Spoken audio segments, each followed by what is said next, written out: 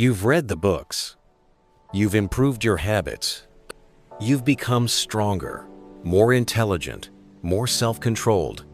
You've become everything a man should be. But still, she doesn't love you. Or maybe she does, for a moment. Then she pulls away, leaves you wondering, what am I still missing? Because you were told love is a reward. If you become high value enough, confident enough, unshakable enough, she will fall in love. But what if that's not true? What if love isn't something you achieve, but something that recognizes you? What if the one thing you've been trained to hide is the very thing she's trying to find? Women, especially conscious, intuitive women, don't fall in love with your resume. They fall in love with your depth. And that's where you're hiding. You've been taught to lead with strength, to be stoic, controlled, strategic, to show only the clean, polished parts of yourself. But she feels what you don't show. She feels the boy inside you, the one who never learned to grieve, who was told, stop crying, be a man, don't be weak. So you buried him. You built a wall of logic and independence. You became competent, successful, detached. And you thought, this is power. But it's not. It's armor. And love cannot touch armor. Love, real love, is not interested in your mask. It wants your presence. And presence requires something terrifying. You allow yourself to be seen, not for the image you've crafted, not for success or stability, but for your rawness, your contradiction, your confusion, your longing. Because she's not looking for a perfect man. She's looking for a real one. Here's what's harder to hear. Until you meet the part of yourself you've run from, she will never truly trust you. Because unconsciously she knows. If you can't hold your pain, you can't hold hers. You may impress her. You may sleep with her. But she won't fall into you. She senses you're still split between the man you show and the man you avoid. You ask why she pulls away. Why she says, you're great, but doesn't stay.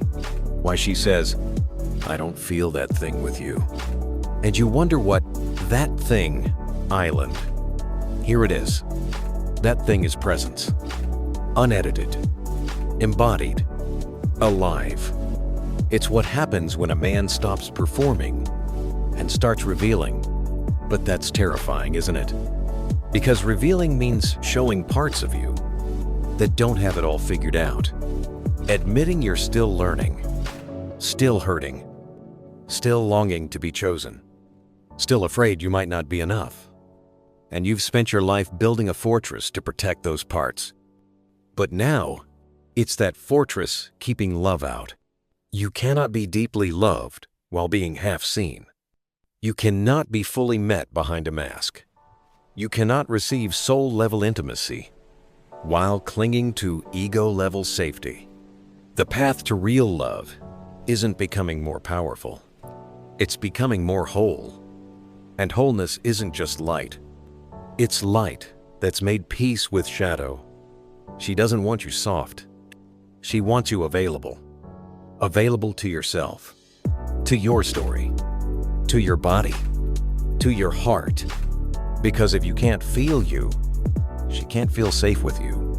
That's why you're not attracting her soul, because you're not anchored in yours. A woman who has done her work, who's met her pain, shame, longing, cannot fall for a man hiding from his. She may sleep with you. She may admire you, but she won't surrender to you. Not because she doesn't want to, but because her soul won't let her. You think she's rejecting you. She's rejecting your mask. Maybe you confused your mask with who you are. Confused control with power. Respected with loved. But love, true love, requires bravery control can't offer. It asks you to step into the fire of your humanity. to grieve, to break, to feel. You were taught emotions are weakness. But what if they're the gateway?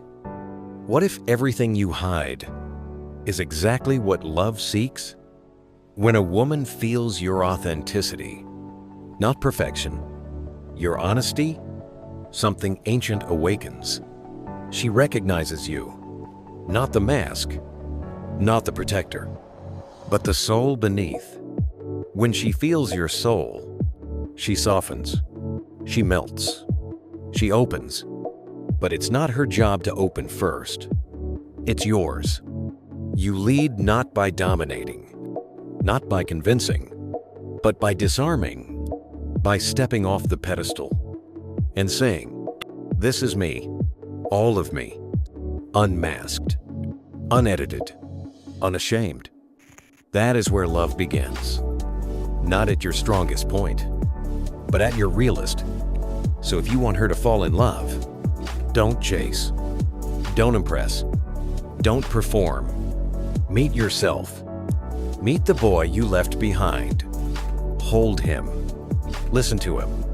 Let him be seen. Because when you embrace him, you become whole. And the whole man is irresistible. Not because he tries, because he doesn't need to.